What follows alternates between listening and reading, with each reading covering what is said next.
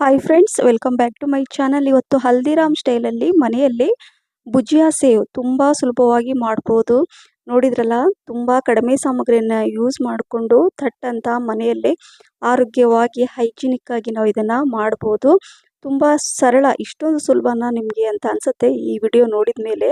ನೋಡಿ, ಈ ರೀತಿ ಮಾಡಿ ಇಟ್ಬಿಟ್ರೆ ಆಹಾ, ನೋಡ್ಲಿಕ್ಕೆ ಕೂಡ ಎಷ್ಟು ಚೆನ್ನಾಗಿ ಕಾಣಿಸ್ತಾ ಇದೆ ಅಲ್ವಾ. ಸೊ ಹಾಗಾಗಿ ನೋಡಿ ಎಷ್ಟು ಕ್ರಿಸ್ಪಿಯಾಗಿದೆ ಅಂದರೆ ಅಲ್ವಾ.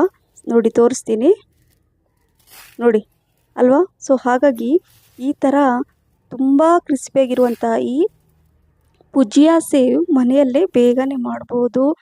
ಕೆಲವೊಂದು ಸಲ ಏನಾದರೂ ಚಿಕ್ಕ ಹಸಿವಿಗೆ ಟೀ ಕಾಫಿ ಜೊತೆ ಅಥವಾ ಯಾವುದಾದ್ರೂ ಸ್ನ್ಯಾಕ್ಸ್ ಏನಾದರೂ ಮಾಡ್ತಾ ಇರ್ತೀರಲ್ಲ, ಅದ್ರ ಜೊತೆ ಕೂಡ ಇದನ್ನು ನಾವು ಆ್ಯಡ್ ಮಾಡಿ ತಿನ್ಬೋದು. ಬನ್ನಿ ಯಾವ ರೀತಿ ಮಾಡೋದು ಅಂತ ನೋಡೋಣ.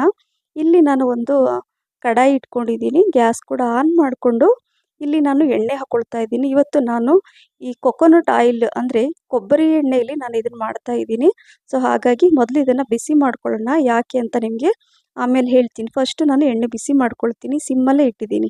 ಅಷ್ಟರಲ್ಲಿ ಹಿಟ್ಟನ್ನು ಇಲ್ಲಿ ನಾನು ಒಂದು ಪಾತ್ರೆಯಲ್ಲಿ ಹಾಕ್ಕೊಳ್ತಾ ಇದ್ದೀನಿ. ಕಡಲೆ ಹಿಟ್ಟು 1/4 ಕಪ್ಪಷ್ಟು ಇದೆ. ಸ್ವಲ್ಪ ಅರಿಶಿಣ 1 ಟೀ ಸ್ಪೂನಷ್ಟು, ಅಚ್ಚ ಖಾರದ ಪುಡಿ ಅರ್ಧ ಟೀ ಸ್ಪೂನಷ್ಟು, ಧನಿಯಾ ಪುಡಿ 1/4 ಟೀ ಸ್ಪೂನಷ್ಟು, ಜೀರಿಗೆ ಪುಡಿ, ಜೀರಿಗೆ ಹುರಿದು ಪುಡಿ ಮಾಡಿದಂಥ ಇದು ಜೀರಿಗೆ ಪುಡಿನ ಹಾಕೋಬೇಕು. ರುಚಿಗೆ ತಕ್ಕಷ್ಟು ಉಪ್ಪು, ಅಜ್ವಾಯಿನ್ ಅರ್ಧ ಟೀ ಸ್ಪೂನಷ್ಟು, ಸ್ವಲ್ಪ ಜಜ್ಜಿ ಪೌಡ್ರ್ ಮಾಡಿ ಹಾಕ್ಕೊಳ್ಳಿ. ಸೊ ಇದನ್ನು ಹಾಕ್ಕೊಂಡ ನಂತರ ಇದನ್ನೆಲ್ಲ ಚೆನ್ನಾಗಿ ಮೊದಲು ಮಿಕ್ಸ್ ಮಾಡ್ಕೊಳ್ತೀನಿ. ಅಜ್ವಾಯಿನ್ ಇದೆಯಲ್ಲ, ಓಂಕಾಳು, ಅದನ್ನು ಸ್ವಲ್ಪ ಜಜ್ಜಿಬಿಟ್ಟು ಸ್ವಲ್ಪ ಪೌಡ್ರ್ ಮಾಡಿ ಹಾಕ್ಕೊಳ್ಳಿ.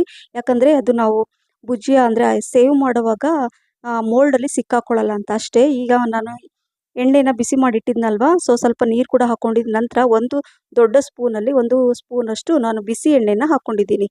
ಈ ರೀತಿ ಮಾಡೋದ್ರಿಂದ ಏನಾಗುತ್ತೆ, ಈ ಸೇವ್ ತುಂಬಾ ಕ್ರಿಸ್ಪಿಯಾಗಿ ಬರುತ್ತೆ. ಹಾಗಾಗಿ ನಾನು ಇಲ್ಲಿ ಕುಕ್ಕಿಂಗ್ ಸೋಡಾ ಅಂದರೆ ಅಡುಗೆ ಸೋಡಾನ ನಾನು ಯೂಸ್ ಮಾಡ್ತಾ ಇಲ್ಲ. ಹಾಗಾಗಿ ಬಿಸಿ ಎಣ್ಣೆ ಮಾಡಿ ಇದರಲ್ಲಿ ಹಾಕ್ಕೊಳ್ತಾ ಇದ್ದೀನಿ.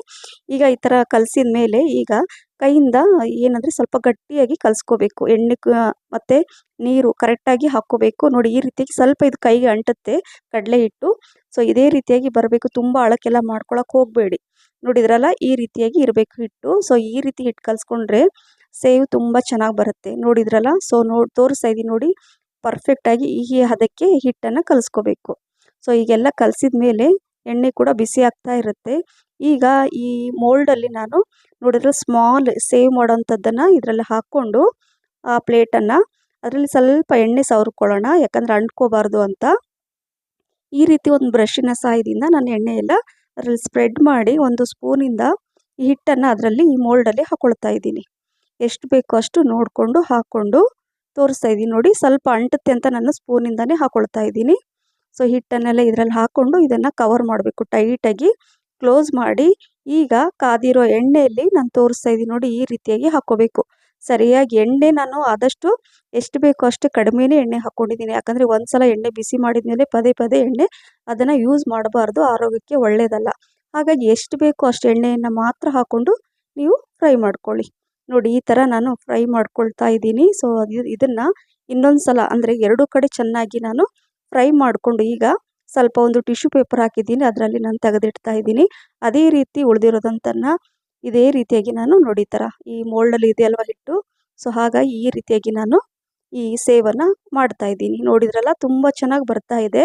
ಈಗ ಇದನ್ನು ಮತ್ತೆ ಸೇಮ್ ಒಂದು 30 ಸೆಕೆಂಡ್ ಅಥವಾ 1 ನಿಮಿಷ ಮೀಡಿಯಮ್ ಫ್ಲೇಮಲ್ಲಿ ಇದನ್ನು ಫ್ರೈ ಮಾಡಿ ಇದನ್ನು 2 ಕಡೆ ಚೆನ್ನಾಗಿ ಫ್ರೈ ಮಾಡ್ಕೋಬೇಕಾಗತ್ತೆ. ನಾನು ಯಾವ ರೀತಿ ತಿರುಗಿಸ್ಬಿಟ್ಟು ಹಾಕಿದೆ ನೋಡಿ 1 ಸ್ಪೂನಿಂದ, ಅದೇ ರೀತಿಯಾಗಿ ಮಾಡ್ಕೋಬೇಕು. ತುಂಬ ಕಲರ್ ಚೇಂಜ್ ಆಗೋ ತನಕ ಮಾಡ್ಕೋಬೇಡಿ, ಯಾಕಂದರೆ ನೋಡಲಿಕ್ಕೂ ಚೆನ್ನಾಗಿರಲ್ಲ. ಹಾಗಾಗಿ ಎಲ್ಲ ಒಂದೇ ರೀತಿಯಾಗಿ ಫ್ರೈ ಮಾಡ್ಕೋಬೇಕು. ಸೊ ನೋಡಿದ್ರಲ್ಲ, ಇದೇ ರೀತಿಯಾಗಿ ಫ್ರೈ ಮಾಡಿ ಇಟ್ಕೊಂಡಿದ್ದೆ. ಉಳಿದಿರೋದ ಹಿಟ್ಟನ್ನು ಸೇಮ್ ಅದೇ ಮೋಲ್ಡಲ್ಲಿ ಹಾಕ್ಕೊಂಡು ನಾನು ಎಲ್ಲ ಈ ಭುಜಿಯಾ ಸೇವ್ ಮಾಡ್ಕೊಳ್ತಾ ಇದ್ದೀನಿ. ಬೇಗ ಆಗುತ್ತೆ, ತುಂಬ ಕಡಿಮೆ ಸಮಯದಲ್ಲಿ ಇದನ್ನು ನಾವು ಮಾಡ್ಕೋಬೋದು. ನೋಡಿ, ಇದೇ ರೀತಿ ನಾನೆಲ್ಲ ಫ್ರೈ ಮಾಡಿಕೊಂಡು ಇದನ್ನು ಇಟ್ಕೊಳ್ತಾ ಇದ್ದೀನಿ. ಫಟಾಫಟ್ ಅಂತ ಆಯಿತು, ಆದರೆ ತುಂಬ ಖುಷಿ ಆಯಿತು, ಇಷ್ಟೊಂದು ಚೆನ್ನಾಗಿ ಬಂತು ಮನೆಯಲ್ಲಿ ಮಾಡಿದ್ದು ಅಂತ. ಮತ್ತು ಇದನ್ನು ನೀವು ಮಾಡಿಬಿಟ್ಟು ಯಾರಿಗಾದ್ರೂ ತಿನ್ನೋಕೆ ಕೊಡಿ, ನಂಬೋದೇ ಇಲ್ಲ ಇದನ್ನು ಮನೇಲೇ ಮಾಡಿದ್ದೀವಿ ಅಂತ. ಅಷ್ಟೊಂದು ರುಚಿಯಾಗಿರುತ್ತೆ, ಅಷ್ಟೊಂದು ಕ್ರಿಸ್ಪಿಯಾಗಿರುತ್ತೆ. ಹಾಗಾಗಿ ಹೊರಗಡೆಯಿಂದ ತಂದು ತಿನ್ನೋದಕ್ಕಿಂತ ಬೆಟರ್ ನಾವು ಮನೆಯಲ್ಲೇ ಈ ರೀತಿ ಮಾಡಿ ತಿನ್ನೋದು. ನೋಡಿ, ಎಲ್ಲ ಭುಜಿಯಾ ಸೇವ್ ಮಾಡಿ ನಾನು ರೆಡಿ ಮಾಡಿಟ್ಟಿದ್ದೀನಿ. ಈಗ ಒಂದು ಪ್ಲೇಟಲ್ಲಿ ಇದನ್ನೆಲ್ಲ ಸ್ವಲ್ಪ ಈ ಥರ ನೋಡಿ ಎಷ್ಟು ಚೆನ್ನಾಗಿ ಕ್ರಿಸ್ಪಿಯಾಗಿ ಬಂದಿದೆ ಅಲ್ವಾ. ಸೊ ಹಾಗಾಗಿ ಎಲ್ಲ ಈ ಥರ ನಾನು ಮಾಡ್ಕೊಳ್ತಾ ಇದ್ದೀನಿ. ಯಾಕಂದರೆ ಗ್ಲಾಸ್ ಜಾರಲ್ಲಿ ಏರ್ಟೈಟ್ ಬಾಕ್ಸಲ್ಲಿ ನಾವು ಸ್ಟೋರ್ ಮಾಡಲಿಕ್ಕೆ ಈಸಿ ಆಗುತ್ತೆ ಅಂತ, ಮತ್ತು ತಿನ್ಲಿಕ್ಕೆ ಕೂಡ ತುಂಬ ಚೆನ್ನಾಗಿರುತ್ತೆ. ಈ ರೀತಿಯಾಗಿ ಎಲ್ಲ ಈ ಥರ ಪೀಸ್ ಅಂದರೆ ಈ ಥರ ಮುರಿದು ಎಲ್ಲ ಹಾಕಿಟ್ರೆ ಸೇಮ್ ಭುಜಿಯಾ ಸೇವ್ ನಾವು ಹೊರಗಡೆಯಿಂದ ಮಾರ್ಕೆಟಿಂದ ಏನು ತರ್ತೀವಲ್ವ, ಸೇಮ್ ಅದೇ ರೀತಿಯಾಗಿ ಕಾಣಿಸುತ್ತೆ. ತೋರಿಸ್ತೀನಿ ನೋಡಿ, ಎಷ್ಟು ಚೆನ್ನಾಗಿ ಕ್ರಿಸ್ಪಿ ಇದೆ, ನೋಡಿದ್ರಲ್ಲ ಅಲ್ವಾ. ಸೊ ಹಾಗಾಗಿ ತುಂಬ ಚೆನ್ನಾಗಿ ಬಂದಿದೆ, ಮಿಸ್ ಮಾಡದೆ ಮಾಡಿ ಅಂತ ಹೇಳ್ತಾ ಇದ್ದೀನಿ ಫ್ರೆಂಡ್ಸ್. ಈ ರೆಸಿಪಿ ನಿಮ್ಗೇನಾದರೂ ಇಷ್ಟ ಆಗಿದರೆ ಲೈಕ್, ಶೇರ್, ಕಮೆಂಟ್ಸ್ ಮತ್ತು ಸಬ್ಸ್ಕ್ರೈಬ್ ಮಾಡಿ. ನಿಮ್ಮ ಫ್ರೆಂಡ್ಸ್ ಮತ್ತು ಫ್ಯಾಮಿಲಿ ಕೂಡ ಶೇರ್ ಮಾಡಿ. ಹಾಗೆ ನನ್ನ ಫೇಸ್ಬುಕ್ ಪೇಜ್ ಕೂಡ ಫಾಲೋ ಮಾಡಿ.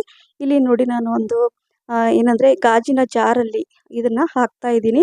ತುಂಬ ದಿನ ತಿಂಗಳುಗಟ್ಟಲೆ ಕೂಡ ಇಟ್ಟು ಇದು ಹಾಳಾಗಲ್ಲ, ತುಂಬ ಚೆನ್ನಾಗಿರುತ್ತೆ. ಸೊ ಹಾಗಾಗಿ ಏರ್ಟೈಟ್ ಬಾಕ್ಸಲ್ಲಿ ಈ ಥರ ಹಾಕಿ ಸ್ಟೋರ್ ಮಾಡಿ ಇಡಿ. ನಿಮ್ಗೆ ಯಾವಾಗ ಬೇಕೋ ಆವಾಗ ನೀವು ಇದನ್ನು ಯೂಸ್ ಮಾಡ್ಬೋದು.